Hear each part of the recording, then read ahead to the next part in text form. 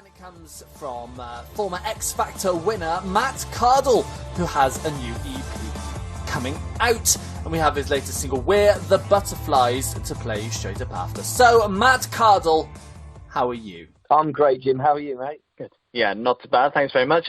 First things first, you have a new single out called We're the Butterflies. What can you tell us about the single? So basically, Jim, the song is about an experience that I had in 2014.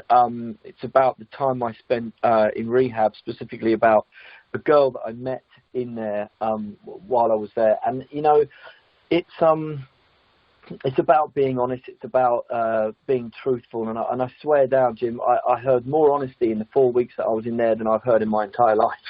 You know, when people are in that situation at that stage of their life, no matter how old they are, you just hear the most brutal, honest, raw truths from them, and it's powerful. And I kind of wanted to make the song, you know, sound as uplifting as some of those sessions were. Although if I'd written it back at the time, it would have been very dark, and I don't think anyone would have wanted to hear it. But you know, with hindsight and 2020 vision on it, it's you know, it's possible to put it into a way that I want to. You know. Yeah, absolutely, and that's off a new EP of yours called Purple Crayon, and the title track is also along similar lines to your addiction struggles. Yes, absolutely. It goes. The whole EP, well, the whole new album is kind of spanning, you know, a few years of my life, post, during, and pre that situation. You know, I've written a lot in the past about relationships and, you know, love and all that kind of stuff, and a lot of the music out there was about that. So I was kind of mildly thankful. No, actually, not mild. I was very thankful for the darkness, really, weirdly, that I could turn into the new album, I guess. Yeah, absolutely. And you've been releasing music over the past 10 years since your stint on X Factor, and obviously you were in bands and doing things before that. How have you developed as a musician and an artist since the starting of writing through until today? Well, you know what, Jim? It's, you know, to start with, it was very much me on my own with an acoustic when I started writing out in bands and stuff. And then you get in the room with the band and it becomes, you know, it's all about rock and roll. And after X Factor, when I started co-writing for the first time, it was amazing, because two heads are better than one, and three heads are. Four heads is too many people in the room. But, you know, it's great to co-write, and I've been working a lot on my production over the last sort of 10 years, and that's how I've come to be in a position to be able to produce this EP as well. And it's nice to have, you know, absolute control over everything. It does your head in a little bit, don't get me wrong, but it's nice to be fully at the wheel.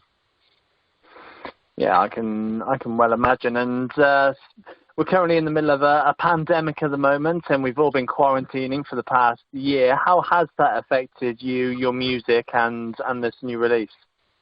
Only positively, Jim.